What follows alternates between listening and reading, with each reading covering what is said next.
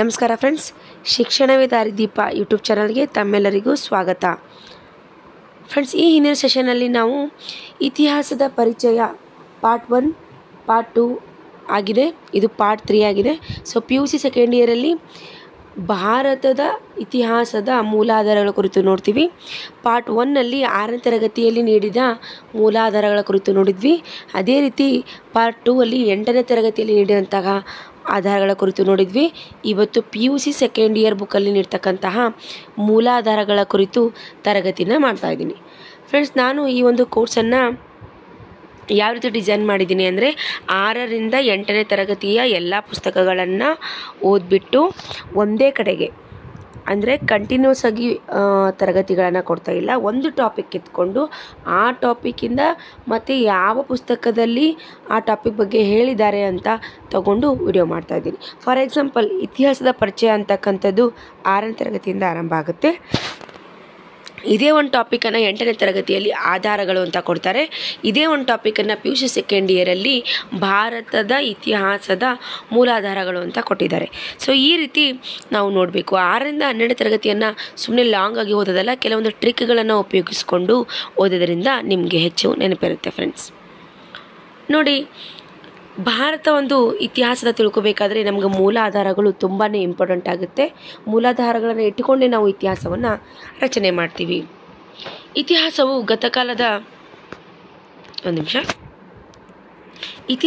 ಗತಕಾಲದ ಘಟನೆಗಳ ಬಗ್ಗೆ ಮತ್ತು ಮಾನವನ ಸಾಧನಗಳ ಕಾಲಘಟ್ಟಗಳಲ್ಲಿನ ದಾಖಲೆಯಾಗಿದೆ. ಆದರೆ ಈ ಘಟನೆಗಳನ್ನು ಮತ್ತು ಸಾಧನಗಳನ್ನು ಪುನರಾವರ್ತಿಸುವುದಾಗಲಿ ಪುನರ್ನಿರ್ಮಿಸುವುದಾಗಲಿ ಸಾಧ್ಯ ಇಲ್ಲ.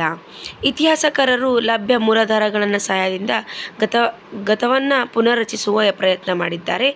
ಆದ್ದರಿಂದ ಮೂಲಾಧಾರ ಇಲ್ಲದೆ ಇತಿಹಾಸ ಇಲ್ಲ ಅಂತಕ್ಕಂಥದ್ದನ್ನು ನಾವು ನೋಡ್ತೀವಿ. ನೋಡಿ ಫ್ರೆಂಡ್ಸ್, ನಾವು ಇತಿಹಾಸವನ್ನು ನೋಡಿದಾಗ ಯಾವ ಒಂದು ಆಧಾರದ ಮೇಲೆ ನಾವು ಇತಿಹಾಸವನ್ನು ರಚಿಸ್ತೀವಿ? ಕೃತಿಗಳಾಗಿರ್ಬಹುದು, ಈ ಶಾಸನಗಳಾಗಿರ್ಬೋದು, ನಾಣ್ಯಗಳಾಗಿರ್ಬೋದು, ಸ್ಮಾರಕಗಳಾಗಿರ್ಬೋದು, ಇವುಗಳನ್ನು ಇಟ್ಟುಕೊಂಡು ನಾವು ಇತಿಹಾಸವನ್ನು ನಿರ್ಮಿಸ್ತೀವಿ. ಅಥವಾ ಒಬ್ಬ ರಾಜ ಹೀಗಿದ್ದ, ಆತನ ಕಾಲದಲ್ಲಿ ಈ ರೀತಿಯ ಆರ್ಥಿಕ ಬೆಳವಣಿಗೆ ಆಗಿತ್ತು, ರಾಜಕೀಯ ಬೆಳವಣಿಗೆ ಇತ್ತು, ಈ ರೀತಿ ಆತ ಮಾರುಕಟ್ಟೆಗಳನ್ನು ಮಾಡಿದ್ದ, ಇಂಥವುಗಳನ್ನು ಹೇಳಬೇಕಾದ್ರೂ ನಮಗೆ ಮೂಲಾಧಾರಗಳು ಇಂಪಾರ್ಟೆಂಟ್ ಅಲ್ವಾ? ಹಾಗೆ ಮೂಲಾಧಾರ ಇಲ್ಲದೆ ಇತಿಹಾಸವೇ ಇಲ್ಲ ಅಂತಕ್ಕಂತಹ ಮಾತನ್ನು ಇಲ್ಲಿ ಹೇಳಲಾಗ್ತಿದೆ. ಮೂಲಾಧಾರಗಳು ಅನ್ವೇಷಣೆ, ಸಂಗ್ರಹ ಮತ್ತು ಅರ್ಥೈಸುವಿಕೆಯು ಇತಿಹಾಸಕಾರರ ಮುಂದಿರುವ ದೊಡ್ಡ ಸವಾಲುಗಳಾಗಿವೆ. ಮೂಲಾಧಾರಗಳಿಲ್ಲದೆ ಹೋದಲ್ಲಿ ಐತಿಹಾಸಿಕ ಘಟನೆಗಳು ಬರೀ ಊಹೆಗಳಾಗಿ ಉಳಿದುಬಿಡುತ್ತವೆ. ಹೌದಲ್ವಾ? ಏನೇ ಆಗಿದೆ ಅಂತ ಹೇಳಬೇಕು ಅಂದರೆ ನಮಗೆ ಏನು ಬೇಕು? ಸಾಕ್ಷಿ ಬೇಕು. ಸಾಕ್ಷಿ ಇಲ್ಲ ಅಂದರೆ ಯಾರು ಯಾವುದನ್ನು ನಂಬೋದೇ ಇಲ್ಲ. ಹಾಗಾಗಿ ಕೇವಲ ಊಹೆಗಳಾಗಿರುತ್ತವೆ. ಆಧಾರಗಳೇ ಸಿಗಲಿಲ್ಲ ಅಂದರೆ ನಮಗೆ ಐತಿಹಾಸಿಕ ಘಟನೆಗಳೆಲ್ಲ ಬರೀ ಊಹೆಗಳಾಗಿ ಉಳಿದುಬಿಡ್ತವೆ ಅಥವಾ ಕಾಲ್ಪನಿಕ ಕಥೆಗಳಾಗಿ ಇವು ಓದ್ಬಿಡ್ತವೆ. ಭಾರತ ಮತ್ತು ಕರ್ನಾಟಕ ಇತಿಹಾಸಗಳ ಅಧ್ಯಯನಕ್ಕೆ ವಿವಿಧ ಮೂಲಾಧಾರಗಳು ಲಭ್ಯವಿವೆ. ಆದಾಗ್ಯೂ ಭಾರತೀಯರಲ್ಲಿ ಐತಿಹಾಸಿಕ ಪ್ರಜ್ಞೆಯ ಕೊರತೆ ಇರುವುದು ಸ್ವೀಕೃತ ಒಂದು ಸತ್ಯ ಆಗಿದೆ ಅಂತ. ಹೌದಾ? ಇಷ್ಟೆಲ್ಲ ನಮಗೆ ಮೂಲಾಧಾರಗಳು ಸಿಕ್ಕರೂ ಕೂಡ ಐತಿಹಾಸಿಕ ಪ್ರಜ್ಞೆಯ ಕೊರತೆ ಕಡಿಮೆ ಇದೆ ಭಾರತೀಯರಲ್ಲಿ ಅಂತಕ್ಕಂತಹ ಮಾತನ್ನು ಇಲ್ಲಿ ಹೇಳ್ತಾ ಇದ್ದಾರೆ. ನೋಡಿ, ಭಾರತದ ಪ್ರಾಚೀನ ಭಾಷೆಗಳಾದಂತಹ ಸಂಸ್ಕೃತ, ಪಾಲಿ, ಪ್ರಾಕೃತ, ಅನೇಕ ಪ್ರಾದೇಶಿಕ ಭಾಷೆಗಳು ಮತ್ತು ಖರೋಷ್ಠಿ, ಬ್ರಾಹ್ಮಿ ಮುಂತಾದ ಲಿಪಿಗಳಲ್ಲಿ ಪರಿಪೂರ್ಣ ಜ್ಞಾನವಿಲ್ಲದೆ ಭಾರತೀಯ ಇತಿಹಾಸವನ್ನು ರಚಿಸುವುದು ಇತಿಹಾಸಕಾರರಿಗೆ ತುಂಬ ಕಠಿಣವಾಗಿರುತ್ತದೆ. ಭಾರತದ ಪರಂಪರೆ ಮತ್ತು ಸಂಸ್ಕೃತಿಯ ಆಳವಾದ ಜ್ಞಾನವು ಅವಶ್ಯಕವಾಗಿದೆ. ಅಂದರೆ ಈಗ ಅಶೋಕನ ಕಾಲದಲ್ಲಿ ಮೊದಲ ಶಾಸನಗಳನ್ನು ಹೊರಡಿಸಲಾಗುತ್ತೆ. ಅಶೋಕನ ಕಾಲದಲ್ಲಿ ಅತಿ ಹೆಚ್ಚು ಬ್ರಾಹ್ಮಿ ಲಿಪಿ, ಪಾಳಿ ಭಾಷೆಯಲ್ಲಿ ಬರೆಯಲಾಗುತ್ತೆ. ಆ ಒಂದು ಲಿಪಿ ಈಗ ಕೆಲವೊಂದು ಪಂಡಿತರಿಗೆ ಇಲ್ಲದೇ ಇರೋ ಕಾರಣ ಅವರಿಗೇನಾಗುತ್ತೆ, ಇತಿಹಾಸ ರಚಿಸಲಿಕ್ಕೆ ಕೆಲವೊಂದು ಕಷ್ಟಗಳು ಉಂಟಾಗುತ್ತೆ. ಫ್ರೆಂಡ್ಸ್, ಹಾಗಾಗಿ ಇತಿಹಾಸದ ಜ್ಞಾನವಿಲ್ಲದೆ, ನೋಡಿ, ಲಿಪಿಗಳ ಪರಿಪೂರ್ಣ ಜ್ಞಾನ ಇಲ್ಲದೆ ಇತಿಹಾಸ ರಚಿಸುವುದು ಇತಿಹಾಸಕಾರರಿಗೆ ಏನಾಗಿದೆ, ತುಂಬ ಒಂದು ಕಠಿಣವಾದ ವಿಷಯ ಆಗಿದೆ. ಹಾಗಾಗಿ ಭಾರತದ ಪರಂಪರೆ ಮತ್ತು ಸಂಸ್ಕೃತಿಯ ಆಳದ ಜ್ಞಾನವು ನಮಗೆ ಏನಾಗಿದೆ, ಅವಶ್ಯಕವಾಗಿದೆ. ನೋಡಿ ಫ್ರೆಂಡ್ಸ್, ನಾವು ನಿನ್ನೆನೇ ನೋಡಿದ್ವಿ ಒಂದು ಆಧಾರಗಳಲ್ಲಿ 2 ಆಧಾರವನ್ನು ನೋಡ್ತೀವಿ ನಾವು. ಸಾಹಿತ್ಯದ ಆಧಾರ ಮತ್ತು ಪ್ರಾಕ್ತಾನು ಅಥವಾ ಪುರಾತತ್ವ ಆಧಾರಗಳು ಅಂತ 2 ವಿಧಗಳನ್ನು ನೋಡ್ತೀವಿ. ಸೊ ಅದರಲ್ಲಿ PUC ಸೆಕೆಂಡ್ ಇಯರ್ ಪುಸ್ತಕ ನಾನು ಇವತ್ತು ಹೇಳ್ತಾ ಇರೋದು ನಿಮಗೆ ನೆನಪಿರಲಿ. ಪ್ರಾಕ್ತಾನು ಅಥವಾ ಪುರಾತನ ಅಥವಾ ಮೂಲಾಧಾರಗಳ ಕುರಿತು ಈಗ ನೋಡೋಣ. ಪ್ರಾಕ್ತಾನ ಅಥವಾ ಪುರಾತತ್ವ ಮೂಲಾಧಾರಗಳೇ ಪ್ರಾಚೀನ ಮಾನವನ ಜೀವನ ಮತ್ತು ಚಟುವಟಿಕೆಗಳ ಅವಶೇಷಗಳಾಗಿವೆ. ಇವು ಉತ್ಪನ್ನದ ಮೂಲಕ ಏನು ಮಾಡಲಾಗುತ್ತೆ ಒಂದು ನಿಮಿಷ ಫ್ರೆಂಡ್ಸ್. ಇವು ಉತ್ಪನ್ನದ ಮೂಲಕ ದೊರೆತ ಮಾನವನ ನಿರ್ಮಿತ ವಸ್ತುಗಳನ್ನು ಅಥವಾ ಆರಂಭಿಕ ಕಾಲದ ಶಿಲಾ ಸಾಧನಗಳನ್ನು ಒಳಗೊಂಡಿವೆ. ಲಿಖಿತ ಮೂಲಾಧಾರಗಳಿಲ್ಲದೆ ಸಂದರ್ಭದಲ್ಲಿ ಇವು ಏಕಮಾತ್ರ ಆಧಾರಗಳಾಗಿವೆ. ನೋಡಿ, ಕೆಲವೊಂದು ಸಲ ಲಿಖಿತ ಆಧಾರಗಳೇ ಸಿಗೋದಿಲ್ಲ ನಮ್ಗೆ. ಆ ಒಂದು ಸಮಯದಲ್ಲಿ ನಮಗೆ ಭೂಮಿಯನ್ನು ಅಗೆದಾಗ, ಉತ್ಖನನ ಅಂದರೆ ಏನು, ನಿನ್ನೆ ಒಂದು ತರಗತಿಯಲ್ಲಿ ನಾನು ಹೇಳಿದ್ದೆ. ಉತ್ಖನನ ಅಂದರೆ ಮಣ್ಣಿನ ಪದರಗಳನ್ನು ಈ ಕುರ್ಚಿ ಆಗಿರ್ಬೋದು ಅಥವಾ ಚಾಕುನಿಂದ ಆಗಿರಬಹುದು ಹಗುರವಾಗಿ ಸರಿಸುವುದರ ಮೂಲಕ ಅಲ್ಲಿ ಸಿಗ್ತಕ್ಕಂತಹ ಪ್ರಾಣಿಗಳ ಒಂದು ಇದು ಎಲುಬುಗಳಾಗಿರ್ಬೋದು, ಮಾನವನ ಎಲುಬುಗಳಾಗಿರ್ಬೋದು, ಇಂಗಾಲ 14ರ ಒಂದು ಪ್ರಯೋಗದ ಮೂಲಕ ಅಧ್ಯಯನ ಮಾಡ್ತೀವಿ ಅಂತ ಓದಿದ್ವಲ್ವ. ಸೊ ಅವುಗಳ ಮೂಲಕ ನಾವೇನು ಮಾಡಬಹುದು, ಇತಿಹಾಸವನ್ನು ತಿಳಿದುಕೊಳ್ಳಬಹುದು. ಲಿಖಿತ ಮೂಲಾಧಾರಗಳಿಲ್ಲದ ಸಂದರ್ಭದಲ್ಲಿ ಇವು ಏಕಮಾತ್ರ ಆಧಾರಗಳಾಗಿವೆ. ನೋಡಿ, ಲಿಖಿತವಾದ ಮೂಲಾಧಾರಗಳು ಇರಲಿಲ್ಲ ಅಂದರೆ ನಮಗೆ ಆ ಒಂದು ಸಮಯದಲ್ಲಿ ಈ ನಾಣ್ಯಗಳಾಗಿರ್ಬೋದು, ಸ್ಮಾರಕಗಳಾಗಿರ್ಬೋದು, ಶಾಸನಗಳಾಗಿರ್ಬೋದು ನಮಗೇನಾಗಿರುತ್ತೆ, ಇತಿಹಾಸ ರಚಿಸಲಿಕ್ಕೆ ಆಧಾರಗಳಾಗಿರುತ್ತೆ. ಇನ್ನು ಅನೇಕ ಸಂದರ್ಭಗಳಲ್ಲಿ ಅವು ಲಿಖಿತ ದಾಖಲೆಗಳನ್ನು ಪ್ರಮಾಣೀಕರಿಸುತ್ತವೆ. ಉದಾಹರಣೆಗೆ ನೋಡಿ, ನಾಣ್ಯಗಳು, ಮುದ್ರೆಗಳು. ನೋಡಿ ಫ್ರೆಂಡ್ಸ್, ನಾಣ್ಯಗಳು, ಮುದ್ರೆಗಳು ಮತ್ತು ಆಭರಣಗಳು, ಸಲಕರಣೆಗಳು, ಶಾಸನಗಳು, ಕಟ್ಟಡ ಅವಶೇಷಗಳು, ಮಡಿಕೆಗಳು, ಗೃಹೋಪಯೋಗಿ ವಸ್ತುಗಳು, ಜೇಡಿಮಣ್ಣಿನ ಮೂರ್ತಿಗಳು, ಪಳುವಳಿಕೆಗಳು, ಹೌದಾ, ಆಯುಧಗಳು, ಚಿತ್ರಗಳು ಮುಂತಾದವುಗಳು ಪುರಾತತ್ವ ಆಧಾರಗಳ ಮೇಲೆ ನಾವೇನು ಮಾಡ್ತೀವಿ, ಇತಿಹಾಸದ ಪುನರ್ರಚನೆಗೆ ಅಮೂಲ್ಯವಾದ ಉಪಯುಕ್ತ ಒಂದು ಮಾಹಿತಿಯನ್ನು ನೀಡ್ತವೆ. ನಾವು ಈ ಸಿಂಧೂ ನಾಗರಿಕತೆಯನ್ನು ನೋಡಿದಾಗ ರೈಲಿನ ಹಳಿ ಹಾಕುವಾಗ ನಮಗೇನಾಗುತ್ತೆ, ಒಂದು ದೊಡ್ಡದಾದಂತಹ ಒಂದು ನಾಗರಿಕತೆ ದೊರೆಯುತ್ತೆ. ಯಾವಾಗ ದೊರೆಯಿತು, ಉತ್ಖನನದ ಮೂಲಕ ದೊರೆಯುತ್ತಲ್ವ. ಸೊ ಅಲ್ಲಿರ್ತಕ್ಕಂತಹ ಒಂದು ಲಿಖಿತ ಆಧಾರಗಳಿಲ್ಲ. ಈ ಸಿಂಧೂ ನಾಗರಿಕತೆಗೆ ಯಾವುದೇ ಲಿಖಿತ ಆಧಾರಗಳಿಲ್ಲ. ಆ ಒಂದು ಸಮಯದಲ್ಲಿ ನಮಗೆ ಸಿಂಧೂ ನಾಗರಿಕತೆ ಹೀಗೆ ಇತ್ತು ಅಂತ ಹೇಳೋಕ್ಕೆ ಯಾವ ಒಂದು ಆಧಾರಗಳು ದೊರೆತಿದ್ವು, ಪುರಾತತ್ವ ಮೂಲ ಆಧಾರಗಳು. ಅಲ್ಲಿ ಸಿಗ್ತಕ್ಕಂತಹ ಗಡ್ಡಧರಿಯ ಮನುಷ್ಯನ ಒಂದು ಚಿತ್ರ ಆಗಿರಬಹುದು, ಮಹಿಳೆಯ ನೃತ್ಯಭಂಗಿ ಅಂತಕ್ಕಂಥ ಚಿತ್ರ ನೋಡಿದ್ವಲ್ಲ ಫ್ರೆಂಡ್ಸ್, ಅವುಗಳಾಗಿರಬಹುದು. ಬಾಚಣಿಕೆ ಸಿಕ್ಕಿತ್ತು, ಮತ್ತು ಕುಂಡಗಳು ಸಿಕ್ಕಿದ್ವು, ಹೌದಾ, ಯಜ್ಞ ಹೋಮಗಳಂತ ಕರಿತೀವಿ, ಅವುಗಳು ಸಿಕ್ಕಿದ್ವು, ಮತ್ತು ಸ್ನಾನದ ಕೊಳ ಸಿಕ್ತು. ಇವುಗಳೆಲ್ಲ ಒಂದು ಉತ್ಖನನದ ಮೂಲಕ ತೆಗೆದಾಗ ಇಲ್ಲಿ ಒಂದು ನಾಗರಿಕತೆ ಇತ್ತು ಅಂತಕ್ಕಂಥದ್ದನ್ನು ನಾವು ನೋಡಿದ್ವಿ. ಅಲ್ಲಿ ಯಾವುದೇ ನಮಗೆ ಲಿಖಿತ ಆಕಾರ ಸಿಗಲಿಲ್ಲ. ಇದೊಂದು ಬೆಸ್ಟ್ ಎಕ್ಸಾಂಪಲ್ಲು ಪುರಾತತ್ವ ಮೂಲಾಧಾರಗಳಿಗೆ ಅಂತ ನಾನು ಹೇಳೋಕ್ಕೆ ಇಷ್ಟಪಡ್ತೀನಿ. ನೋಡಿ ಫ್ರೆಂಡ್ಸ್, ಉತ್ಪನ್ನಗಳಲ್ಲಿ ಉತ್ಖನನಗಳು ನೋಡಿದಾಗ ಒಂದೊಂದಾಗಿ ನೋಡೋಣ. ಈಗ ಉತ್ಖನನಗಳಂದ್ರೆ ಏನು, ಸ್ಮಾರಕಗಳಂದ್ರೆ ಏನು, ನಾಣ್ಯಗಳಂದ್ರೆ ಏನು ಅನ್ನೋದನ್ನು ನೋಡೋಣ. ಮೂಲಾಧಾರಗಳನ್ನು ಹೆಕ್ಕಿ ತೆಗೆಯಲು ಕೈಗೊಳ್ಳುವ ವೈಜ್ಞಾನಿಕ ಭೂ ಅಗತ್ಯವನ್ನೇ ಉತ್ಖನನ ಅಂತ ಕರಿತೀವಿ. ಏನು ಉತ್ಖನನ ಅಂದರೆ, ವೈಜ್ಞಾನಿಕವಾಗಿ ಭೂ ಅಗತ್ಯವನ್ನು ಮಾಡ್ತೀವಿ, ಅದನ್ನೇ ಉತ್ಖನನ ಅಂತ ಕರಿತೀವಿ. ಭಾರತ ಇತಿಹಾಸ ಪೂರ್ವಕಾಲವನ್ನು ಉತ್ಪನ್ನಗಳ ಆಧಾರದಿಂದ ಬರೆಯಲಾಗಿದೆ. ಭಾರತದ ಇತಿಹಾಸದ ಪೂರ್ವಕಾಲವನ್ನು, ಬರವಣಿಗೆ ಇಲ್ಲದ ಒಂದು ಕಾಲದಲ್ಲಿ ನಾವು ಈ ಉತ್ಖನನಗಳ ಮೂಲಕನೇ ನಾವೇನು ಮಾಡ್ತೀವಿ, ಇತಿಹಾಸವನ್ನು ಬರೆದಿದ್ದೀವಿ. ನೋಡಿ, ಇಲ್ಲಿ ಕೊಟ್ಟಿದ್ದಾರೆ, ಸಿಂಧೂ ನಾಗರಿಕತೆಯ ಅಧ್ಯಯನಕ್ಕೆ ಇವು ಏಕಮಾತ್ರ ಆಧಾರಗಳಾಗಿವೆ. ಹೌದಲ್ವಾ, ಉತ್ಖನನಗಳ ಮೂಲಕ ಮಾತ್ರ ನಾವು ಸಿಂಧೂ ನಾಗರಿಕತೆಯನ್ನು ತಿಳ್ಕೊಂಡ್ವಿ. ಅಲ್ಲಿ ಯಾವುದೇ ಲಿಖಿತ ಆಧಾರ ನಮಗೆ ಸಿಗಲಿಲ್ಲ. ಚಂದ್ರಗಿರಿ ನೋಡಿ, ಇಲ್ಲಿ ತಿರುನೆಲ್ವೇಲಿ, ಮಧುರೈ, ಆರ್ಕಮೇಡು ಮುಂತಾದ ಕಡೆಗಳಲ್ಲಿ ಕೈಗೊಂಡ ಉತ್ಖನನ ಶಿಲಾಯುಗದ ಸಂಸ್ಕೃತಿ ಬಗ್ಗೆ ಮಾಹಿತಿ ನೀಡುತ್ತವೆ.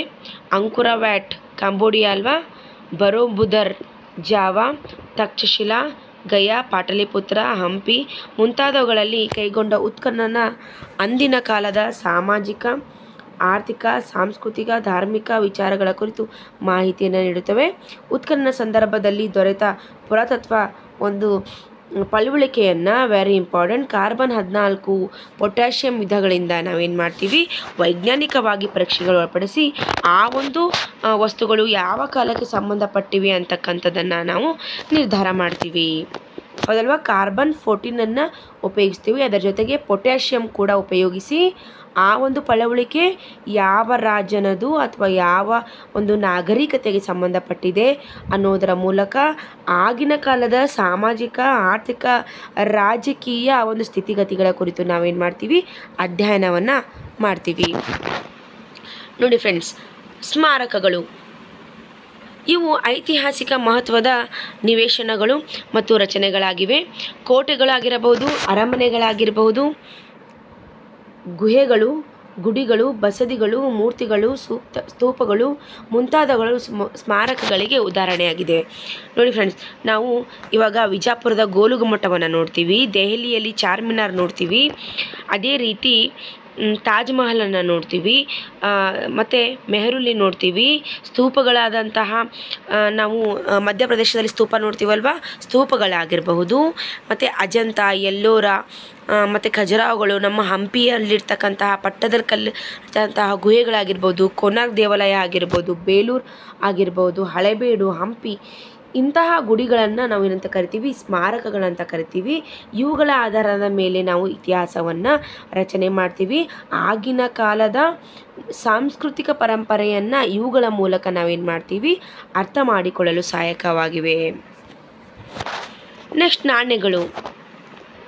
ನಾಣ್ಯಗಳು ಅಧ್ಯಯನವು ನಾಣ್ಯಶಾಸ್ತ್ರವಾಗಿದೆ. ಹೌದಾ, ನಾಣ್ಯಗಳ ಅಧ್ಯಯನವನ್ನು ನಾವು ನಾಣ್ಯಶಾಸ್ತ್ರ ಅಂತ ಕರಿತೀವಿ. ನಾಣ್ಯಗಳ ಕಾಲ, ರಾಜವಂಶ, ಆರ್ಥಿಕ ಸ್ಥಿತಿ, ಧರ್ಮ, ಲಿಪಿ ಮತ್ತು ಭಾಷೆಗಳನ್ನು ತಿಳಿಯಲು ಸಹಾಯ ಮಾಡುತ್ತವೆ. ಅಲ್ಲದೆ ಅಂದಿನ ರಾಜರ ಲೋಹವಿದ್ಯೆ ಮತ್ತು ಕರಕೌಶಲ ಬಿರುದುಗಳು ಮತ್ತು ವ್ಯಾಪಾರ ಸಂಬಂಧಗಳು, ರಾಜರ ಮೇರೆಗಳು ಬಗ್ಗೆ ಕೂಡ ಮಾಹಿತಿಯನ್ನು ದೊರಕಿಸ್ತವೆ. ನೋಡಿ ಫ್ರೆಂಡ್ಸ್, ಈ ನಾಣ್ಯಗಳು ಅಂತಕ್ಕಂಥದ್ದು ಆ ರಾಜರ ಕಾಲದಲ್ಲಿ ಇರ್ತಕ್ಕಂತಹ ಕರಕುಶಲ ವಸ್ತುಗಳ ಬಗ್ಗೆ ತಿಳಿಸ್ತವೆ, ಬಿರುದುಗಳ ಕುರಿತು. ಎಕ್ಸಾಂಪಲ್ ಹೇಳಬೇಕು ಅಂತಂದರೆ, ಸಮುದ್ರಗುಪ್ತನು ಸಂಗೀತ ಪ್ರಿಯ ಆಗಿದ್ದ ಅಂತೇಳಿ ತನ್ನ ನಾಣ್ಯದ ಮೇಲೆ ವೀಣೆಯನ್ನು ಛಾಪಿಸುವುದರ ಮೂಲಕ ನಾವು ತಿಳಿದುಕೊಂಡೇವಿ. ಎಷ್ಟೋ ನಾಣ್ಯಗಳ ಮೇಲೆ ಆ ರಾಜರು ತಮ್ಮ ಒಂದು ಹೆಸರುಗಳನ್ನು ಮುದ್ರಿಸಿದ್ದಾರೆ. ಈಗ ಗೌತಮಿಪುತ್ರ ಶಾತಕರ್ಣಿ, ನಾನು ನಿನ್ನೆ 8ನೇ ತರಗತಿಯಲ್ಲಿ ಓದುವಾಗ ನೋಡಿದ್ವಿ. ಗೌತಮಿಪುತ್ರ ಶಾತಕರ್ಣಿ ನಹಪಾಣನನ್ನು ಸೋಲಿಸಿ, ಶಕರ ನಹಪಾಣನ ಸೋಲಿಸಿ ತನ್ನ ಒಂದು ಹೆಸರನ್ನು ಮುದ್ರಿಸ್ತಾನಲ್ವಾ. ಸೊ ಆ ರೀತಿ ಅದೇ ಲೋಹ ವಿದ್ಯೆಗಳು, ಸಮುದ್ರಗುಪ್ತನು 7 ರೀತಿಯ ಚಿನ್ನದ ನಾಣ್ಯಗಳನ್ನು ಹೊರಡಿಸಿದ ಅಂತ ಹಿಂದಿನ ಸೆಷನ್ನಲ್ಲಿ ನೋಡಿದ್ವಿ ನಾವು 8ನೇ ತರಗತಿಯ ಒಂದು ಪಠ್ಯಪುಸ್ತಕದ ವಿವರಣೆಯಲ್ಲಿ ಅಲ್ವಾ. ಈ ರೀತಿ ನಾಣ್ಯಗಳು ಆ ರಾಜನ ಆರ್ಥಿಕ ಒಂದು ಮೇರೆಯನ್ನು ಕೂಡ ತಿಳಿಸ್ತವೆ, ಆತನ ಧರ್ಮ ಮತ್ತು ಲಿಪಿ ಬಗ್ಗೆ ತಿಳಿಸ್ತವೆ. ಈ ರೀತಿ ನಾಣ್ಯಗಳು ಇತಿಹಾಸವನ್ನು ತಿಳಿದುಕೊಳ್ಳಲು ಸಹಾಯಕವಾಗಿವೆ. ಇದಾದ ಮೇಲೆ ಬರ್ತಕ್ಕಂಥದ್ದು ವರ್ಣಚಿತ್ರಗಳು. ವಿವಿಧ ಕಾಲಗಳ ವರ್ಣಚಿತ್ರಗಳು ನಮಗೆ ಅಂದಿನ ಕಾಲದ ಸಾಮಾಜಿಕ, ಸಾಂಸ್ಕೃತಿಕ, ಧಾರ್ಮಿಕ ವಿಷಯಗಳನ್ನು ಕಣ್ಣಿಗೆ ಕಟ್ಟುವಂತೆ ತಿಳಿಸ್ತವೆ. ಉದಾಹರಣೆಗೆ ಅಜಂತದ ಗುಹೆಗಳಲ್ಲಿರ್ತಕ್ಕಂಥ ಚಿತ್ರಗಳು, ಆಳುವ ವರ್ಗ, ನೃತ್ಯ, ಉಡುಗೆಗಳು, ಸಾರ್ವಜನಿಕ ಮನೋರಂಜನಾ ಅವಶೇಷ, ಸಮಾವೇಶ, ಕೇಶಾಲಂಕಾರ, ಉತ್ಸವಗಳು ಮುಂತಾದವುಗಳ ಕುರಿತು ಏನು ಮಾಡ್ತವೆ, ನಮಗೆ ಆಧಾರಗಳನ್ನು ವಹಿಸ್ತವೆ. ಈ ಸಂದರ್ಭದಲ್ಲಿ ಅವು ಐತಿಹಾಸಿಕ ಘಟನೆಗಳನ್ನು ನಿರೂಪಿಸ್ತವೆ. ಉದಾಹರಣೆಗೆ ಅಜಂತ ಗುಹೆಗಳಲ್ಲಿ 2ನೇ ಪುಲಕೇಶಿ 2ನೇ ಖುಸ್ರುವಿನ ದೂತವನ್ನು ಸ್ವಾಗತಿಸ್ತಕ್ಕಂತಹ ಒಂದು ಚಿತ್ರ ಇದೆ. ಸಾರಿ ಫ್ರೆಂಡ್ಸ್,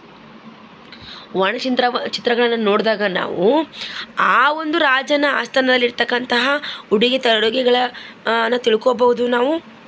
ಹೌದಾ, ಆತನ ಧರ್ಮಗಳ ಬಗ್ಗೆ, ಆತನಲ್ಲಿರ್ತಕ್ಕಂತಹ ಸಾಂಸ್ಕೃತಿಕ ಸೌಂದರ್ಯದ ಬಗ್ಗೆ ನಾವು ತಿಳ್ಕೋಬಹುದು. ನೋಡಿ ಫ್ರೆಂಡ್ಸ್, ಶಾಸನಗಳು ವೆರಿ ಇಂಪಾರ್ಟೆಂಟ್. ಶಾಸನಗಳನ್ನು ನಿನ್ನೆ 8ನೇ ತರಗತಿಯಲ್ಲಿ ಓದುವಾಗ ನಾವೇನಂತ ನೋಡಿದ್ವಿ, ಅತಿ ನಂಬಲರ್ಹವಾದಂಥ ಒಂದು ಆಧಾರಗಳಂತ ನೋಡಿದ್ವಿ. ಹೌದಲ್ವಾ. ಶಾಸನಗಳು ಇತಿಹಾಸ ರಚನೆಯಲ್ಲಿ ಅತ್ಯಂತ ಮೌಲ್ಯಯುತ, ನಂಬಲರ್ಹ, ಪ್ರಮಾಣಬದ್ಧ ಮತ್ತು ನೇರ ಆಧಾರಗಳಾಗಿವೆ. ಇವು ಸಾಮಾನ್ಯವಾಗಿ ಸಮಕಾಲೀನವಾಗಿದ್ದು ಘಟನೆಗಳಿಗೆ ನೇರ ಸಂಬಂಧವನ್ನು ಹೊಂದಿರ್ತವೆ. ಹೆಚ್ಚು ನಂಬಲರ್ಹವಾದಂಥ ಶಾಸನಗಳು ಎಲ್ಲಿ ಕೊರೆಯಲಾಗುತ್ತೆ? ಇವುಗಳನ್ನು ಶಿಲೆಗಳ ಮೇಲೆ, ಬಂಡೆಗಳ ಮೇಲೆ, ಗೋಡೆಗಳ ಮೇಲೆ, ಮಣ್ಣಿನ ಮುದ್ರಿಕೆಗಳ ಮೇಲೆ, ಕಬ್ಬಿಣ ಕಂಬರದ ಮೇಲೆ ನಾವು ನೋಡ್ತೀವಿ. ನೋಡಿ, ಸೇಮ್ ಇದೇ ಟಾಪಿಕಲ್ಲಿದೆ, 8th ಸ್ಟ್ಯಾಂಡರ್ಡ್ ಪುಸ್ತಕದಲ್ಲಿ ಇದೆ. ಅದೇ ರೀತಿ 6ನೇ ತರಗತಿಯಲ್ಲೂ ಕೂಡ ಇದೆ ಫ್ರೆಂಡ್ಸ್ ಅಲ್ವಾ. ನಿಮ್ಗೆ ಓದುವಾಗ ಹಾಗೆ ನೆನಪಲ್ಲಿ ಬರ್ತಾ ಇರಬೇಕು. ನೋಡಿ, ತಾಮ್ರಪಟಗಳ ಮೇಲೆ ಕೆತ್ತಲಾಗಿದೆ. ಭಾರತದಲ್ಲಿ ಸುಮಾರು ನೋಡಿ 75,000ಕ್ಕಿಂತಲೂ ಹೆಚ್ಚು ಶಾಸನಗಳು ಲಭ್ಯವಿವೆ. ನೋಡಿ ಇಲ್ಲಿ PUC ಸೆಕೆಂಡ್ ಇಯರಲ್ಲಿ ಎಕ್ಸಾಕ್ಟಾಗಿ ಕೊಟ್ಟಿದ್ದಾರೆ ಅಂದರೆ ಕೇಳ್ತಕ್ಕಂಥ ಚಾನ್ಸಸ್ ಇರುತ್ತೆ. ಭಾರತದಲ್ಲಿ ಒಟ್ಟು ಎಷ್ಟು ಶಾಸನಗಳು ಅಂತ ಕೇಳೋ ಚಾನ್ಸಸ್ ಇದೆ. 75,000 ಶಾಸನಗಳು ಲಭ್ಯವಿವೆ. ಇವು ಸಾಂಸ್ಕೃತಿಕ, ಪಾಲಿ, ಪ್ರಾಕೃತಿಕ, ತಮಿಳು, ತೆಲುಗು, ಕನ್ನಡ ಮುಂತಾದ ಭಾಷೆಗಳಲ್ಲಿ ಬರೆಯಲ್ಪಟ್ಟಿವೆ. ಇವು ವಿವಿಧ ಘಟನೆಗಳು, ಮಾರಾಟ ಪ್ರದೇಶಗಳು, ದಾನಪತ್ರ, ಕಾಲಾನುಕ್ರಮ, ರಾಜರ ದಿಗ್ವಿಜಯ ಮುಂತಾದವುಗಳ ಕುರಿತು ವಿವರಗಳನ್ನು ಹೊಂದಿರುತ್ತವೆ. ಶಾಸನಗಳ ಅಧ್ಯಯನವನ್ನು ನಾವು ಶಾಸನಶಾಸ್ತ್ರ ಅಂತ ಕರಿತೀವಿ. ನೋಡಿ, ನಾಣ್ಯಗಳ ಅಧ್ಯಯನವನ್ನು ನಾಣ್ಯಶಾಸ್ತ್ರ ಅಂತ ಕರೆದ್ರೆ, ಶಾಸನಗಳ ಅಧ್ಯಯನವನ್ನು ಶಾಸನಶಾಸ್ತ್ರ ಅಂತ ಕರಿತೀವಿ. ಸೊ ಈ ಶಾಸನಗಳು ಆತನ ಒಂದು ಏನನ್ನು ಸೂಚಿಸ್ತವೆ ಫ್ರೆಂಡ್ಸ್? ಆತನ ಸಂಸ್ಕೃತಿ ಆಗಿರಬಹುದು, ಆತನ ಕಾಲಾನುಕ್ರಮ ಆಗಿರಬಹುದು, ಆತನ ದಿಗ್ವಿಜಯಗಳ ಕುರಿತು ಹೇಳ್ತವೆ. ಸಿಂಧು ನಾಗರಿಕತೆಯ ಮುದ್ರಿಕೆಗಳು ಮೇಲಿನ ಲಿಪಿಯನ್ನು ಸರ್ವಸಮ್ಮತವಾಗಿ ಇನ್ನೂ ಓದಲಾಗಿಲ್ಲ. ನೋಡಿ, ಈ ಸಿಂಧು ನಾಗರಿಕತೆಯಲ್ಲಿ ಇರ್ತಕ್ಕಂಥ ಲಿಪಿಯನ್ನು ಇನ್ನೂ ಯಾರಿಂದ ಏನಾಗಿಲ್ಲ ರೀ, ಓದೋಕ್ಕಾಗಿಲ್ಲ. ಆದ್ದರಿಂದ ಅಶೋಕನ ಶಾಸನಗಳನ್ನು ಪ್ರಾಚೀನವೆಂದು ಪರಿಗಣಿಸಲಾಗುತ್ತೆ. ಆದ್ದರಿಂದ ಏನು ಮಾಡಲಾಗಿದೆ, ಅಶೋಕನ ಶಾಸನಗಳೇ ಮೊದಲ ಶಾಸನಗಳನ್ನು ಅಂತ ಡಿಸೈಡ್ ಮಾಡಲಾಗಿದೆ. ನೋಡಿ, ಸಿಂಧು ನಾಗರಿಕತೆಯಲ್ಲಿ ಲಿಪಿಗಳು ದೊರೆತಿದೆ, ಆದರೆ ಆ ಅಕ್ಷರಗಳನ್ನಾಗಲಿ ಅಲ್ಲಿರ್ತಕ್ಕಂಥ ಲಿಪಿಯನ್ನಾಗಲಿ ಯಾರಿಗೂ ಇಲ್ಲಿಯವರೆಗೂ ಓದಲಿಕ್ಕಾಗಿಲ್ಲ. ಹಾಗಾಗಿ ಅಶೋಕನ ಶಾಸನಗಳು ಪ್ರಿನ್ಸಪ್ಪನ್ನವರು ಮೊಟ್ಟ ಮೊದಲ ಬಾರಿಗೆ ಓದ್ತಾರೆ. ಸೊ ಅಲ್ಲಿಂದ ಆತನ ಶಾಸನಗಳಿಂದನೇ ಮೊದಲ ಶಾಸನ ಅಂತ ಕರಿತೀವಿ. ಯಾಕಂದ್ರೆ ಅಲ್ಲಿಂದ ನಮಗೆ ಓದೋಕ್ಕೆ ಅರ್ಥ ಮಾಡ್ಕೊಳ್ಳೋಕ್ಕಾಗಿದೆ. ಹಾಗಾಗಿ ಅಶೋಕನ ಶಾಸನಗಳನ್ನೇ ಮೊದಲ ಶಾಸನಗಳಂತ ನಾವು ಒಪ್ಪಿಕೊಳ್ಳಲಾಗಿದೆ. ಇವು ಧಾರ್ಮಿಕ ಲಕ್ಷಣ ಹೊಂದಿದ್ದು ಅಂದಿನ ಕಾಲದ ಆಡಳಿತ, ಪ್ರಚಲಿತ ವಿದ್ದ ರಾಜಕೀಯ ಸ್ಥಿತಿಗತಿಗಳ ಬಗ್ಗೆ ಅಮೂಲ್ಯ ಮಾಹಿತಿಯನ್ನು ಕೊಡುತ್ತವೆ. ಒರಿಸ್ಸಾ ರಾಜ್ಯದ ಹಾತಿಗುಂಫದಲ್ಲಿರುವ ಖಾರವೇಲನ ಒಂದು ರಾಜನ ಶಿಲಾಶಾಸನ ಖಾರವೇಲನ ದಿಗ್ವಿಜಯದ ಬಗ್ಗೆ ತಿಳಿಸ್ತದೆ. ಸಮುದ್ರಗುಪ್ತನದ್ದು ಅಲಹಾಬಾದ್ ಶಾಸನ ಅಲ್ವಾ ಫ್ರೆಂಡ್ಸ್? ಅದೇ ರೀತಿ ನೋಡಿ, ಅಶೋಕನ ಕುರಿತು 13ನೇ ಬಂಡೆಗಲ್ಲು ಶಾಸನ ತಿಳಿಸುತ್ತೆ. ಯಾವುದರ ಬಗ್ಗೆ? ಕಳಿಂಗ ಯುದ್ಧದ ಬಗ್ಗೆ. ಸೊ ಹೀಗೆ ಅನೇಕ ಶಾಸನಗಳು ಆ ರಾಜರ ದಿಗ್ವಿಜಯಗಳ ಕುರಿತು ಏನು ಮಾಡುತ್ತೆ ಫ್ರೆಂಡ್ಸ್, ಇತಿಹಾಸವನ್ನು ತಿಳಿಸ್ತವೆ. ರವಿಕೀರ್ತಿ ರಚಿಸಿದ ಐಹೊಳೆ ಶಾಸನ, ಕಾಕುತ್ಸವರ್ಮನ ಹಲ್ಮಿಡಿ ಶಾಸನಗಳು ಕರ್ನಾಟಕದಲ್ಲಿ ತಮ್ಮದೇ ಆದ ಒಂದು ಮಹತ್ವವನ್ನು ಹೊಂದಿವೆ. ನೋಡಿ ಫ್ರೆಂಡ್ಸ್, ಇಲ್ಲಿಯವರೆಗೂ ನಾವು ಪ್ರಾಕ್ತಾನು ಶಾಸನದ ಕುರಿತು ಕಲ್ತಿದ್ವಿ. ಅದರಲ್ಲಿ ಬರ್ತಕ್ಕಂತಹ ಸ್ಮಾರಕಗಳಾಗಿರ್ಬೋದು, ಉತ್ಖನನಗಳಾಗಿರಬಹುದು, ನಾಣ್ಯಗಳಾಗಿರ್ಬೋದು, ವರ್ಣಚಿತ್ರಗಳಾಗಿರಬಹುದು, ಶಾಸನಗಳಾಗಿರ್ಬೋದು, ಇಷ್ಟು ವಿಷಯಗಳನ್ನು ನಾವು ಎಲ್ಲಿ ಓದಿದ್ವಿ? ಪುರಾತತ್ವ ಒಂದು ಆಧಾರಗಳಲ್ಲಿ ನೋಡಿದ್ವಿ. ಇವಾಗ ಸಾಹಿತ್ಯದ ಆಧಾರಗಳು. ನಿನ್ನ ಒಂದು ಸೆಷನ್ನಲ್ಲಿ ನಾವು ನೋಡಿದ್ವಿ. ಸಾಹಿತ್ಯ ಆಧಾರದಲ್ಲಿ 2 ವಿಧಗಳು ಬರುತ್ತೆ. ಒಂದು ದೇಶೀಯ ಸಾಹಿತ್ಯ, ಇನ್ನೊಂದು ವಿದೇಶೀಯ ಸಾಹಿತ್ಯ. ಹಾಗಾದರೆ ಏನು ಸಾಹಿತ್ಯ ಅಂತ ಅಂದರೆ? ನೋಡಿ, ಮರದ ತೊಗಟೆ, ತಾಳೆ ಎಲೆ ಮತ್ತು ಕಾಲಾಂತರದಲ್ಲಿ ಕಾಗದದ ಮೇಲೆ ಬರದ ಹಳೆಯ ಕಾಲದ ದಾಖಲೆಗಳು ಮತ್ತು ಗ್ರಂಥಗಳನ್ನು ಸಾಹಿತ್ಯದ ಆಧಾರಗಳೆಂದು ಕರೆಯುತ್ತೇವೆ. ಸಾಹಿತ್ಯದ ಆಧಾರಗಳನ್ನು 2 ಭಾಗಗಳಾಗಿ ವಿಂಗಡಿಸ್ತೀವಿ. ಒಂದು ದೇಶೀಯ ಸಾಹಿತ್ಯ, ಇನ್ನೊಂದು ವಿದೇಶೀಯ ಸಾಹಿತ್ಯ. ಹಾಗಾದರೆ ಈಗ ನಾವು ದೇಶೀಯ ಸಾಹಿತ್ಯದ ಕುರಿತು ನೋಡೋಣ. ಇದೇ same topic 8th standard first lesson ಆಧಾರಗಳು ಅಂತಕ್ಕಂಥದ್ರಲ್ಲಿ ಇದೆ. ಇದೇ ಟಾಪಿಕ್ಕು ಸೇಮ್ PU ಸೆಕೆಂಡ್ ಇಯರಲ್ಲಿದೆ. ಇದೇ ಟಾಪಿಕ್ಕು 6ನೇ ತರಗತಿಯ ಮೊದಲನೇ ಪಾಠ ಇತಿಹಾಸದ ಪರಿಚಯದಲ್ಲಿ ಕೂಡ ಇದೆ ಫ್ರೆಂಡ್ಸ್. ಸೊ ಇದನ್ನು ನಿಮಗೆ ಯಾಕೆ ಹೇಳ್ತಾ ಇದ್ದೀನಿ ಪದೇ ಪದೇ ಅಂದರೆ, 6ರಿಂದ 12ನೇ ತರಗತಿಯ ಪುಸ್ತಕವನ್ನು ಎಲ್ಲ ಕಾಂಪಿಟೇಟಿವ್ ಎಕ್ಸಾಮ್ಗೆ ನೀವು ಮೂಲವಾಗಿ ಓದಲೇಬೇಕು. ಓದಕ್ಕೆ ಹೋಗ್ತೀರಾ, ಆವಾಗ ನೀವು ಟ್ರಿಕ್ಕಿಯಾಗಿ ಓದಿದೆ ಸುಮ್ಮನೆ ಉದ್ದವಾಗಿ ಓದ್ತಾ ಹೋದಂಗೆ ನಿಮಗೆ ಫಸ್ಟ್ ಓದಿದಂತೂ 6ರಿಂದ ಸುಮಾರು 7-8 ತಿಂಗಳು ಬೇಕು ಆ ಪುಸ್ತಕಗಳನ್ನು ಮುಗಿಸೋಕ್ಕೆ. ಅದನ್ನು ಬಿಟ್ಟು ನೀವು ಕೆಲವೊಂದು ನಿಮ್ಮದೇ ಒಂದು ಓದಿನ ವಿಧಾನವನ್ನು ಬಳಸ್ಕೊಂಡು ಇತಿಹಾಸದ ಪರಿಚಯ ಕೊಟ್ಟಿದ್ದಾರೆ ಅಂದರೆ ಮತ್ತೆ ಈ ಪಾಠವನ್ನು ಎಲ್ಲಿ ರಿಪೀಟ್ ಮಾಡಿದ್ದಾರೆ ಅಂತ ನೋಡಿ ಓದೋದ್ರಿಂದ ನಿಮಗೆ ಸಂಬಂಧೀಕರಿಸಿ ಓದೋದು ತುಂಬಾ ಅನುಕೂಲಕರ ಮತ್ತು ಎಫೆಕ್ಟಿವ್ ರೀಡಿಂಗ್ ಆಗುತ್ತದು. ಹಾಗಾಗಿ ನಾನು ಮತ್ತೆ ಈ ವಿಚಾರವನ್ನು ನಿಮಗೆ ರಿಮೆಂಬರ್ ಮಾಡ್ತಾಯಿದ್ದೀನಿ. ನೋಡಿ, ದೇಶೀಯ ಸಾಹಿತ್ಯದಲ್ಲಿ ನಾನು ನಿನ್ನೆ ಹೇಳಿದೆ, ದೇಶೀಯ ಸಾಹಿತ್ಯ ಅಂದರೆ ಭಾರತ ದೇಶದಲ್ಲಿ ಇರ್ತಕ್ಕಂತಹ ಲೇಖಕರು, ಬರಹಗಾರರು ಬರೆದಂತಹ ಒಂದು ಗ್ರಂಥಗಳನ್ನು ನಾವು ದೇಶೀಯ ಸಾಹಿತ್ಯ ಅಂತ ಕರಿತೀವಿ. ನಮ್ಮ ದೇಶೀಯ ಸಾಹಿತ್ಯದಲ್ಲಿ ಏನಿರುತ್ತೆ ಅಂತ ಹೇಳಿದ್ದೆ ನಿನ್ನೆ ತರಗತಿಯಲ್ಲಿ? ಅತಿಶಯೋಕ್ತಿ ಇರುತ್ತೆ. ಅಲ್ವಾ? ಅತಿಶಯೋಕ್ತಿ ಇರುತ್ತೆ. ರಾಜನ ಕುರಿತು ಅತಿಯಾದ ಹೊಗಳಿಕೆ ಮಾತುಗಳನ್ನು ಆಡಿ ಏನು ಮಾಡ್ತಾರೆ, ಬರೀತಾರೆ ಅಂತ ಹೇಳಿದೆ. ಧಾರ್ಮಿಕ ಲೌಕಿಕ ಸಾಹಿತ್ಯಗಳೆರಡನ್ನು ಒಳಗೊಂಡಂತೆ ಇವು ವಿವಿಧ ಭಾರತೀಯ ಭಾಷೆಗಳಲ್ಲಿ ಕಂಡುಬರುತ್ತವೆ. ವೈದಿಕ ಋಷಿಗಳು, ಜೈನ ಬೌದ್ಧ ಸನ್ಯಾಸಿಗಳು ರಚಿಸಿದ ಧಾರ್ಮಿಕ ಸಾಹಿತ್ಯವು ಇತಿಹಾಸದ ಪ್ರಮುಖ ಆಧಾರಗಳಲ್ಲಿ ಒಂದಾಗಿವೆ. ವೈದಿಕ ಅಥವಾ ಬ್ರಾಹ್ಮಣ ಸಾಹಿತ್ಯವು ವೇದಗಳು, ಬ್ರಾಹ್ಮಣಕಗಳು, ಅರಣ್ಯಕಗಳು, ಪುರಾಣಗಳು, ಮಹಾಕಾವ್ಯಗಳು ಮುಂತಾದವುಗಳನ್ನು ಒಳಗೊಂಡಿವೆ. ನೋಡಿ, ಇವುಗಳು ನಮಗೆ ಆರ್ಯರ ಸಮಾಜ, ಧರ್ಮ, ಆಧ್ಯಾತ್ಮ ಮತ್ತು ತತ್ವಜ್ಞಾನದ ಬಗ್ಗೆ ತಿಳುವಳಿಕೆಯನ್ನು ನೀಡ್ತವೆ. ಬೌದ್ಧ ಸನ್ಯಾಸಿಗಳು ಪಾಲಿ ಭಾಷೆಯಲ್ಲಿ ಶ್ರೀಮಂತ ಸಾಹಿತ್ಯವನ್ನು ಅಭಿವೃದ್ಧಿಪಡಿಸಿದ್ದಾರೆ. ಮಹಾ ಜನಪದಗಳು, ಹಲವಾರು ನಗರಗಳು, ಮೌರ್ಯ ರಾಜರ ಬಗ್ಗೆ ಬೌದ್ಧ ತ್ರಿಪಿಟಕಗಳು ಅಭಿವೃದ್ಧಿಪಡಿಸಿದ್ದಾರೆ. ಫ್ರೆಂಡ್ಸ್, ಮಹಾರಾಜ ಜನಪದಗಳು, ಹಲವಾರು ನಗರಗಳು ಮತ್ತು ಮೌರ್ಯ ರಾಜರ ಬಗ್ಗೆ ಬೌದ್ಧ ತ್ರಿಪಿಟಕಗಳು ಮಾಹಿತಿಯನ್ನು ನೀಡ್ತವೆ. ಜೈನ ಮುನಿಗಳು ಕೂಡ ಮತ್ತು ಪ್ರಾದೇಶಿಕ ಭಾಷೆಗಳಲ್ಲಿ ಏನು ಮಾಡ್ತಾರೆ, ಅನೇಕ ಗ್ರಂಥಗಳನ್ನು ರಚಿಸ್ತಾರೆ. ಹಾಗಾದರೆ ಈ ಗ್ರಂಥಗಳ ಕುರಿತು ನಾವು ನೋಡಿದಾಗ ಕನ್ನಡದಲ್ಲಿ ಸಂಪದ್ಭರಿತ ಸಾಹಿತ್ಯವನ್ನು ರಚಿಸಿದ್ದಾರೆ. ಅಂಗ ಉಪಾಂಗಗಳು ಜೈನ ಧರ್ಮದ ಧಾರ್ಮಿಕ ಗ್ರಂಥಗಳಾಗಿವೆ. ವೆರಿ ಇಂಪಾರ್ಟೆಂಟ್, ಇದು ಕ್ವಶನ್ ಆಗಿದೆ ಫ್ರೆಂಡ್. ನೋಡಿ, ಜೈನ ಧರ್ಮದ ಧಾರ್ಮಿಕ ಗ್ರಂಥಗಳು 2, ಅಂಗ ಮತ್ತು ಉಪಾಂಗಗಳು. ಜೈನ ವಿದ್ವಾಂಸರಾದ ಪ್ರಭುನಂದಿ ಮತ್ತು ವಿದ್ಯಾನಂದಿ, ಗುಣಭದ್ರ, ಅಜಿತ ಸೇನಾಚಾರ್ಯ, ಪೂಜಾಪಾದ ಮುಂತಾದವರು ತಮ್ಮ ಬರವಣಿಗೆಯಲ್ಲಿ ಸಾಮಾಜಿಕ ರಾಜಕೀಯ ವಿಚಾರಗಳ ಮೇಲೆ ಬೆಳಕು ಚೆಲ್ಲುತ್ತವೆ. ನೋಡಿ, ಇದು ದೇಶೀಯ ಸಾಹಿತ್ಯದ ಕುರಿತು ವಿವರಣೆಯಾಗಿತ್ತು. ಹಾಗಾದರೆ ದೇಶೀಯ ಸಾಹಿತ್ಯಕ್ಕೆ ಕೃತಿಗಳು ಯಾವುವು? ಎಕ್ಸಾಂಪಲ್ಗೆ ನೋಡಿ, ವಿಶಾಲವಾದ ಧಾರ್ಮಿಕ ಸಾಹಿತ್ಯವಲ್ಲದೆ ಜೀವನ ಚರಿತ್ರೆಗಳು ಬರೆದಿದ್ದಾರೆ, ನಾಟಕಗಳನ್ನು ಬರೆದಿದ್ದಾರೆ, ಇತಿಹಾಸವನ್ನು ರಚಿಸಿದ್ದಾರೆ, ರಾಜಕೀಯ, ವಿಜ್ಞಾನ, ಗಣಿತ, ಆಯುರ್ವೇದ, ಯೋಗ ಮುಂತಾದ ಲೌಕಿಕ ಸಾಹಿತ್ಯವನ್ನು ಕೂಡ ಭಾರತೀಯರು ರಚಿಸಿದ್ದಾರೆ. ಇವು ಆಗಿನ ಸಮಾಜದ ವಿವಿಧ ಆಯಾಮಗಳ ಮೇಲೆ ಬೆಳಕನ್ನು ಚೆಲ್ಲುತ್ತವೆ. ಅಶ್ವಘೋಷನ ಬುದ್ಧ ಚರಿತೆ, ಬಾಣಭಟನ ಹರ್ಷಚರಿತೆ. ನೋಡಿ, ಅಶ್ವಘೋಷನ ಬುದ್ಧ ಚರಿತೆ, ಬಾಣಭಟನ ಹರ್ಷಚರಿತೆ ಅಲ್ವಾ? ಹೆಂಗೆ ನೆನ್ಪಿಟ್ಕೋತೀರಾ ಫ್ರೆಂಡ್ಸ್ ನೀವು? ಅಶ್ವಘೋಷನ ಬುದ್ಧ ಚರಿತೆ. ನೋಡಿ, ಹರ್ಷ ಒಬ್ಬ ರಾಜನಾಗಿದ್ದಲ್ವಾ, ಹಾಗಾಗಿ ಹರ್ಷ ಬಾಣ ಬಿಟ್ಟ ಅಂತ ನೆನ್ಪಿಟ್ಕೊಳ್ಳಿ. ಯಾಕಂದರೆ ಬುದ್ಧ ಚರಿತೆ ಮತ್ತು ಹರ್ಷ ಚರಿತೆ ಇವೆರಡು ಕನ್ಫ್ಯೂಸ್ ಆಗುತ್ತೆ. ಹಾಗಾಗಿ ಹರ್ಷ ಬಾಣ ಬಿಟ್ಟ ಅಂತ ನೆನ್ಪಿಟ್ಕೊಳ್ಳಿ, ಆವಾಗ ನಿಮಗೆ ನೆನಪಿರುತ್ತೆ. ಬಾಣಭಟ್ಟನ ಹರ್ಷಚರಿತೆ, ಚಾಂದ್ ಬರ್ದಾಯಿಯವರ ಪೃಥ್ವಿರಾಜೋಸು, ಬಿಲ್ಲಣ್ಣನ ವಿಕ್ರಮಾಂತ ದೇವಚರಿತೆ. ನೋಡ್ರಿ, ಕಲ್ಲಣ್ಣನ ರಾಜತರಂಗಿಣಿ, ಕಾಳಿದಾಸನ ರಘುವಂಶ, ಮಾಳಿಕಾಗ್ನಿಯ ಮಿತ್ರ, ವಿಶಾಖದತ್ತನ ಮುದ್ರಾರಾಕ್ಷಸ, ಕೌಟಿಲ್ಯನ ಅರ್ಥಶಾಸ್ತ್ರ, ಪಾಣಿನಿಯ ಮಹಾಭಾಷ್ಯ, ಪತಂಜಲಿಯ ಅಷ್ಟಾಂಗ ಯೋಗ ಮುಂತಾದವುಗಳು. ನೋಡಿ, ಇದೇ ಒಂದು ಕೃತಿಗಳನ್ನು ಎಲ್ಲಿ ಕೊಟ್ಟಿದ್ದಾರೆ? 8ನೇ ತರಗತಿಯಲ್ಲಿ ಕೂಡ ಕೊಟ್ಟಿದ್ದಾರೆ.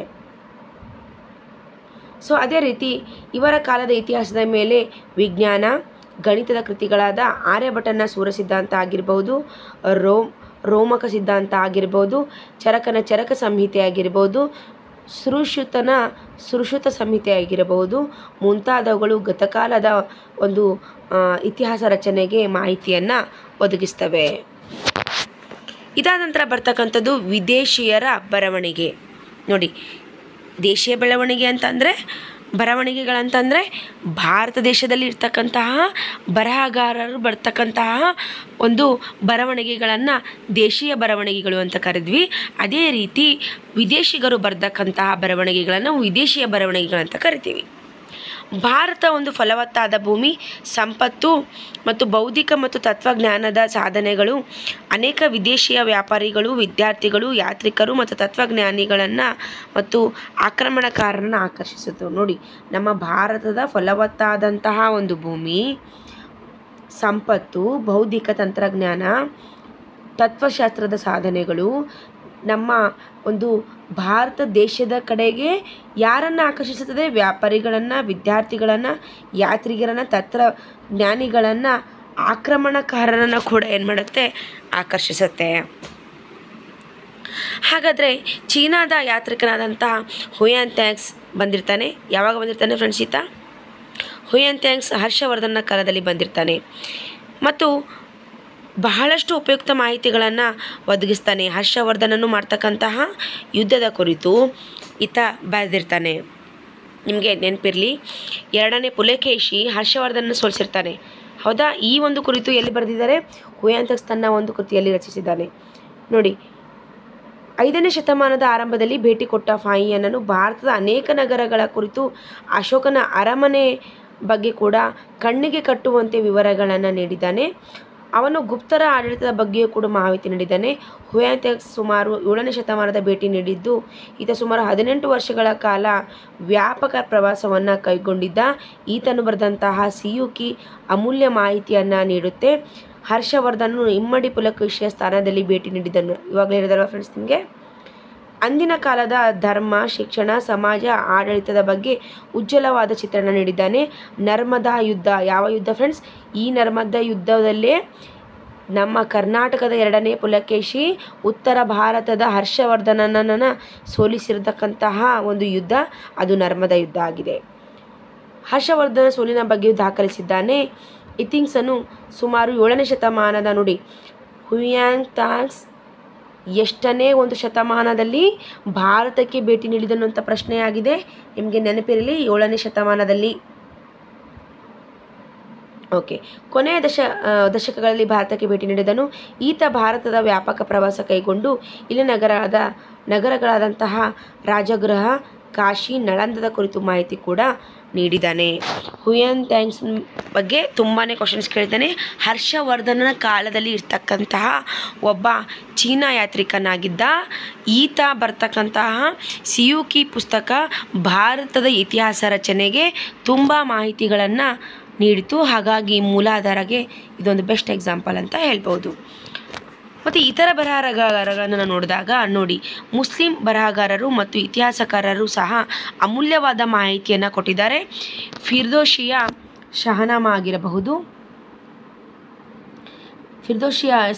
ಆಗಿರ್ಬೋದು, ಬಾಬರ್ನಾಮಾ ಆಗಿರ್ಬೋದು, ಜಹಾಂಗೀರ್ನಾಮಾ ಆಗಿರ್ಬೋದು, ಅಬುಲ್ ಫಜಲ್ ಅವರ ಅಕ್ಬರ್ನಾಮಾ ಆಗಿರಬಹುದು, ಅರಬ್ ಪ್ರವಾಸಿಗರಾದಂತಹ ಸುಲೈಮನ್ ಅಲ್-ಬರೂನಿ, ಇಬ್ನ್ ಬತೂತಾ ಮುಂತಾದವರು ಭಾರತ ಇತಿಹಾಸದ ಬಗ್ಗೆ ಏನು ಮಾಡಿದ್ದಾರೆ? ದಾಖಲೆಗಳನ್ನು ಬಿಟ್ಟು ಹೋಗಿದ್ದಾರೆ. ಇಟಲಿಯ ನಿಕೋಲೋ ಕೌಂಟಿ ಆಗಿರ್ಬೋದು, ಪರ್ಷಿಯಾದ ಅಬ್ದುಲ್ ರಜಾಕ್ ಆಗಿರ್ಬೋದು, ಪೋರ್ಚುಗಲ್ನ ಬಾರ್ಬೋಸ್ ಮತ್ತು ಡೊಮಿಂಗೋ ಪಯೇಸ್ ಇರಬಹುದು. ಯಾವಾಗ ಪೋರ್ಚುಗಲ್ನ ಈ ಬಾರ್ಬೋಸ್ ಮತ್ತು ಡೊಮಿಂಗೋ ಕೊಡ್ತಾರಂದರೆ ಶ್ರೀಕೃಷ್ಣನ ದೇವರಾಯನ ಒಂದು ಆಸ್ಥಾನದಲ್ಲಿದ್ದಾಗ ಇವರು ಭೇಟಿ ಕೊಟ್ಟಿರ್ತಾರೆ ಫ್ರೆಂಡ್ಸ್. ರಷ್ಯಾದ ನಿಕೆಟಿನ್ ಆಗಿರಬಹುದು ಮುಂತಾದವರು ವಿಜಯನಗರ ಮತ್ತು ಬಹುಮನಿ ಇತಿಹಾಸದ ಬಗ್ಗೆ ಸಾಕಷ್ಟು ಮಾಹಿತಿಗಳನ್ನು ನೀಡಿದ್ದಾರೆ. ನೋಡಿ, ಇತಿಹಾಸದ ಒಂದು ರಚನೆಗೆ ಎಷ್ಟೊಂದು ಆಧಾರಗಳು ನಮಗೆ ಸಿಕ್ತು. ಈ ಆಧಾರಗಳ ಮೂಲಕ ನಾವೇನು ಮಾಡ್ತೀವಿ? ಸಾಕ್ಷ್ಯಾಧಾರಗಳು ಇದ್ದಂಗೆ ನಮಗೆ ಅಲ್ವಾ ಇತಿಹಾಸ. ಈಗ ಶ್ರೀಕೃಷ್ಣ ದೇವರಾಯ ಇದ್ದ, ಅತ್ಯಂತ ಒದ್ದ ಪ್ರಭಾವಶಾಲಿ ಅರಸ ಇದ್ದ ಅಂತ ನಾವು ಮಕ್ಕಳಿಗೆ ಕೇಳಿದಾಗ ಹೆಂಗೆ ಹೇಳ್ತೀರಿ ಮೇಡಮ್ ಇದ್ದ ಅಂತ? ನೀವು ಏನಾದರೂ ಸಾಕ್ಷ್ಯ ಹೇಳಿ ಅಂದಾಗ ಈ ರೀತಿ ಆತನ ಒಂದು ಆಸ್ಥಾನದಲ್ಲಿ ಇದ್ದಾಗ ಬರ್ತಕ್ಕಂಥ ಕೃತಿಗಳ ನಮಗೆ ದೊರೆಯುತ್ತವೆ. ಆಧಾರದ ಮೇಲೆ ನಾವೇನು ಮಾಡ್ತೀವಿ? ಇತಿಹಾಸವನ್ನು ರಚಿಸ್ತೀವಿ. ಹಾಗಾಗಿ ಆಧಾರಗಳು ನಮಗೆ ಇತಿಹಾಸವನ್ನು ರಚಿಸಲು ಅತಿ ಪ್ರಮುಖವಾದ ಒಂದು ವಿಷಯಗಳಾಗಿವೆ. ಸೊ ಫ್ರೆಂಡ್ಸ್, ಇದು PUC ಸೆಕೆಂಡ್ ಇಯರಲ್ಲಿ ಇರ್ತಕ್ಕಂತಹ ಭಾರತದ ಇತಿಹಾಸದ ಮೂಲಾಧಾರಗಳಾಗಿದ್ವು. ಸೊ ನನ್ನ ಇದೇ ರೀತಿ PUC 6ನಿಂದ 12ವರೆಗೂ ಇದೇ ರೀತಿ ನಾನು ಎಲ್ಲ ಪುಸ್ತಕಗಳನ್ನು ಮುಗಿಸ್ತೀನಿ. ಯಾರ್ಯಾರು ಸಬ್ಸ್ಕ್ರೈಬ್ ಮಾಡಿಲ್ವೋ ಬೇಗ ವಿಡಿಯೋನ ಸಬ್ಸ್ಕ್ರೈಬ್ ಮಾಡಿ. ಸಬ್ಸ್ಕ್ರೈಬ್ ಮಾಡದೆ ಹೋದರೆ ನಿಮಗೆ ಕಂಟಿನ್ಯೂಸ್ ಆಗಿ ವಿಡಿಯೋ ದೊರೆಯಲ್ಲ ಫ್ರೆಂಡ್ಸ್.